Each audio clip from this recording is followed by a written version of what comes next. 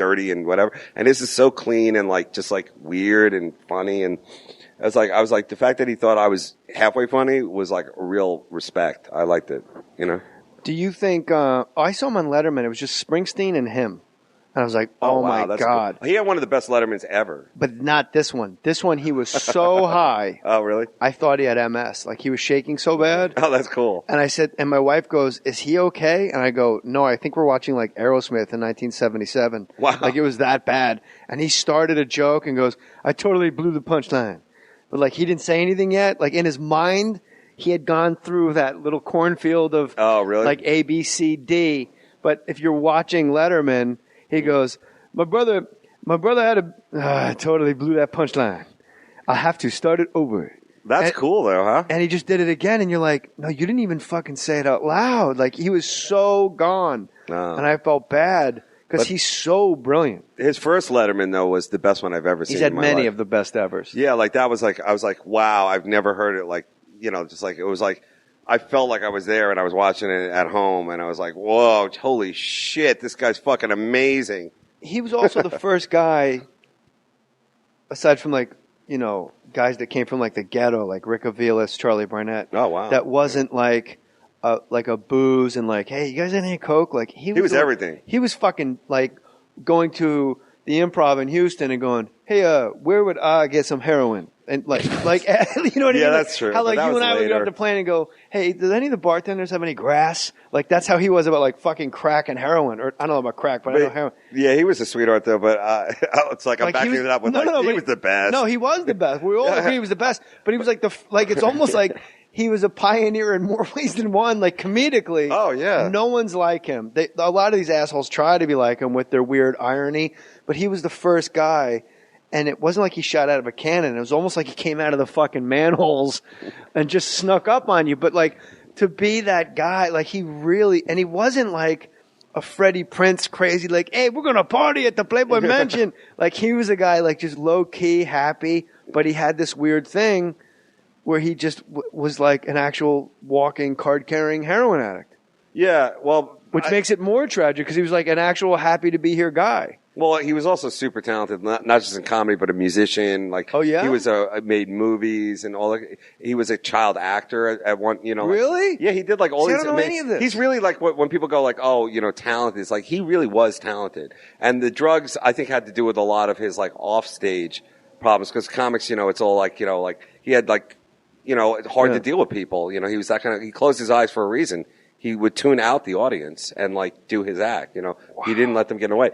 But I can't say I was ever like super friends with him, but we were always like together in like weird situations. And one time we were driving from Sacramento to San Francisco and, you know, we were getting a ride with like people who worked at the club and everybody was on mushrooms, I think, except for me, who was just like, I was still kind of buzzing from the booze and coke of the night before. And Hedberg was on like everything. But it was like they're all driving and they're on like weird hallucinogenic drugs. So they're like, everything we're seeing is a story or a poem. You know, it's like, look at that bridge. A bridge to where? Tomorrow. You know, it's like, and you just want like, how about some quiet? You know, how about a little old fashioned? Shut the fuck up and get us there. You were the old curmudgeon. Yeah, it's like, and we're gonna die, and like these people will be laughing as they're dying because you know they're like they're on shrooms. And that's a windy, weird. Yeah, it's a horrible There's no drive. straight lines in Northern California. To get anywhere in Northern California, you got to go through some loopy shit. You can take fucking mailboxes at the end of a cliff. It's like it could either take you 4 hours or like 20 years to get from Sacramento to San Francisco. It's like the gold rush. I just can't leave town yet. It's like a wagon train. Well, I'm going from Tommy T's over to the punchline. But how much coffee and bacon do we have for the journey? Watch out for Mormons. They dress like Indians. But I'm lucky that like I was on the road like during the last, like, when the South was still, like, a little Southern, because now it's just, like, anywhere, like Atlanta and all those places. But, like, where you would go in, it'd be like, you know, I'm Beauregard, you know, like, some, like, real Southern dude, and he'd be like, there's a lot of chicken eaters around here tonight. If and, like, you I'm catch New York my Jew. drift. I'm like, really? It's like, what are you? I'm like, Italian. This is my son Meredith, this is my son Shirley, and this is my son Marion. And then you do... This is my daughter Merlin. Then you do the morning radio, and it's always like, here comes, whatchamacallit, Outhouse Bob and, T-Shank.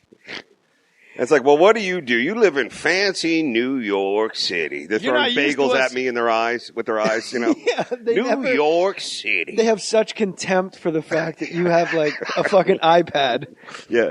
Like, wow, we do things a little simpler down here. I'm like, we're in fucking Tempe. What are you talking about? It's so like all those good road things. That's all fucking over now. So that's all done. So there's no reason to go on the road. This is what I really wanted to ask you. I wrote it down to make sure I asked you. What is it about the road that becomes so depressing? Because my wife said she doesn't think drugs have killed as many comics as much as boredom has killed these comics. True. Like the Hedbergs and the Geraldos and these guys that go out on the road and like Freddie Soto's. Like she thinks it's the boredom and you have nothing else to do. So you just every day you just take it up a little extra notch and you mix and you do this and you party afterwards. But to the person on the street, the ham and egger, hey, I'm a Mason. It must be great. You just drive across the country. And then every night you're adored for an hour, twice a night, every week. At 5 times from Thursday to Sunday, there's 5 times you walk out on stage and people go, we bought our ticket a month ago. You're the fucking greatest. And then you drink with them or you hang out. You smoke grass in the parking lot. You go to their fucking high school or their college football games if they ask you. You do their radio. You get to be on the radio. Right. Why is that depressing?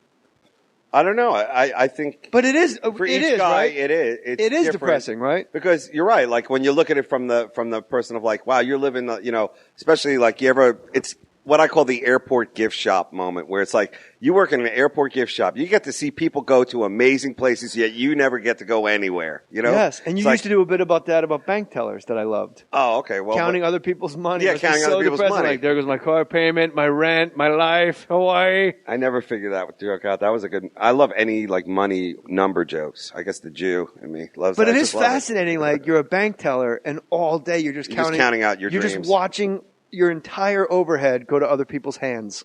I love how they count. Like I always ask people, like, how do they learn how to do that? It's like practice. Bills. Getting hard just thinking about it. Thailand.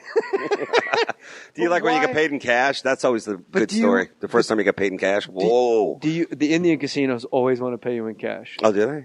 They go like, if you're making like 10 grand, they'll give you they'll have a check ready for like 1,000 and they'll show you a briefcase of 9 grand and go, how much do you want? Oh, because they want you to go spend it back out on the floor. Oh, I've done that many a time. Spend the check there. I'm always like, fuck that. Give me my check, mail it. Yeah. I seal it and I mail it at the casino and they get mad. But hold on. Let's backtrack. Okay, the road is depressing. I get depressed when I'm out. But now you're an older guy, but when you were younger, it was exciting. I mean, I found But after a while, you're like, I want to fucking go home. This is ridiculous. Yeah. I can't keep doing this. But like, there's people that will request a song on the radio and when they go, all right, Matt Cohen just requested, and you go, did you hear, they said my name on the radio. Like, even having your name mentioned, like, that's the reason we call the telethon, just to see your fucking name go across the bottom of it. Hey, Dave Attell, $10. I never got into it, though. I have a real problem with, like, I don't want to be famous or anything. I just want to be a good comic, You and I, that's my point, is that comics don't get into it. I don't. I mean, we don't go, oh my God, I'm going to Atlantic City. I'm going to be like Dave Attell, January 14th in Borgata. You're going to do press in Philly and Atlantic City. Yeah. Like, there's just all these guys that you put up on the pedestal, these guys that work their balls off for a living. Yeah. Like, if those guys one day just got to sit on Opie and Anthony for 4 hours or 3 hours, that would be their story. Oh, sure. For the next 10 years ago, there was that one day I got to be on the radio. And there was that other time, you won't believe this, I got to do 4 radio stations in one morning. Just talking about me and how great I am. And everybody knew everything about me. And then that night I walked down on stage and people applauded because I showed up. True. Why? You're right. Why is it depressing? Why? Is it because it's too long? Like, what is it where the money and the happiness, if you picture like the scales of justice, and when you first get out on the road, it's just a big pile of money and happiness on one side. And it just erodes over time where you're like, what am I doing? And as you get older, you're like, oh, it's more depressing. What am I doing? There's a fucking banana licking its lips on the wall behind me. It must be a hilarious place to be.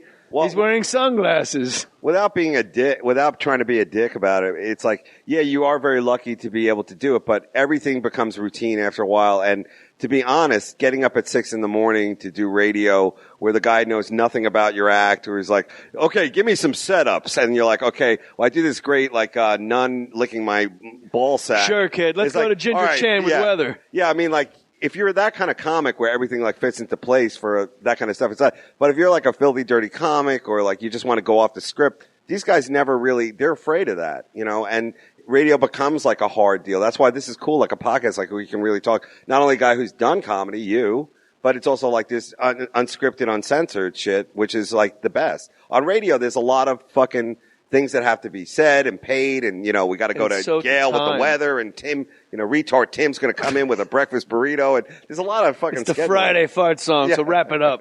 So, you know, there's all that, but the shows were always what I lived for, which was like getting to do like new shit in front of a road crowd and not like a New York or LA crowd, of just like being people on the road and seeing how they would do it. So, but why can't we take that joy, we meaning comics? Yes. What is it about the days that they just fucking go on forever, and we're just killing time before we get out there? Why can't we take that joy from the night before and be happy during the next day? Well, if you're a self-hating loser like myself, then you're like, why did I say that? Oh my God, whatever, I suck. You listen to the tape. Oh, it's hard. Listening to yourself is hard. Yeah, that's really fucking, that's I'm like, reverse therapy. That's what I call it. You never feel good about yourself after a tape. It's like piling on. These young comics, like I go, how was your half hour? They go, I really killed it. I nailed it. I'm like, I can't fucking, I've never had a set where I go like, wow, I really killed it. Or I nailed it. Like, couldn't be any better. Couldn't ask for any better. Your DVD, CD, Thanks for the Memories. Skanks for the Memories, sorry. Yeah.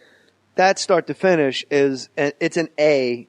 It's an A. I wouldn't give it that. It goes up. I am giving it that, and I don't think anybody. And I'm not saying because you're in front of me. It's an A. It's a constant A.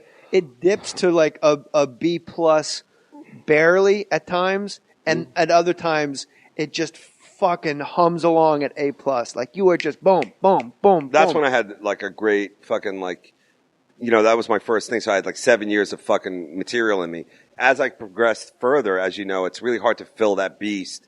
Of new jokes. That's why, like, I always go like. That's why Jenny was so fascinating, because he was. Well, for me, because he was like an ultimate joke writer and whatever. But a lot of people have problems with jokes, but I don't, because it's like people always say like, "Oh, that's too jokey." I'm like, okay, well, tell me a joke that you think, and they never can. Right. So it's like it's better to be on the side of jokey than to be on the side of like fucking whatever, you know, just. Nothing funny, you know. I see a lot of comics. I see a lot of these young cats out there now, and like there's a lot of great young comics, by the way. Yes, but there's also a lot of comics that are a little famous that I watch, and I feel like our parents. I don't know why people are laughing. Yeah, it's a generational thing. And like they have their own specials, and there's fucking lights behind them with shit spelled out, and like. It just seems like everything's an inside joke, that I wasn't on that fucking MySpace train when they get put out, when like Aziz put out the Randy memo. And I'm like, why is everybody laughing? All he said was Randy. The place is in fucking. That's his Merlin. Randy. And then there's like R-A-A-A, 8 A's and an N and a D. But like people go fucking crazy. And he's obviously a real funny guy. But but I just go, you just said, I wish my life was that easy. Randy. Well, he's like that show, Human Giant, that he did was a great show, and like it doesn't get as much credit as it should, because that was a really like pure sketch show that they did on. Is that where Randy came from? I don't know. But I saw that exact thing when they're at the Improv, and he comes out, and he's going out on the road with Sandler. He's the new guy, so that whole fucking bit that everyone's screaming at is just from that like 2 minutes of screen time.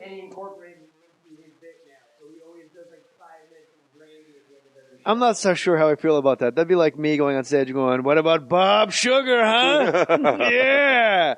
I'm sure he hates it. If like he has to close with it, he must hate it at this point. But the balls would be opening with it and then closing fucking like, you know, I have no idea where this is going. For the that's what I used to do. I used to go, and I'll do it now, is I'll walk on stage and I'll do my walk-in first. I'll tell that story, your dog has no tail. Mm-hmm. I do it first. Because then at least I know for the next 45 minutes, no one's going to fucking yell, they're walking. Yeah. Like they get angst. And I always say the same thing. It's a hit. It comes at the end. Like, do you go see the Eagles and sit down and start screaming, Hotel California, please? Hotel California, please. Why isn't he doing Hotel California? Because it That would comes be great at if the they end. said please at the end. Please. Like in a mental hospital. Please. I'm hungry now, please. How about I eat your cornbread? Please let me have your cornbread. Jay, you didn't bring up the word that we both love the most, the boogly. Oh, boogly and Oh, boogly. spooky. Attell loves things spooky.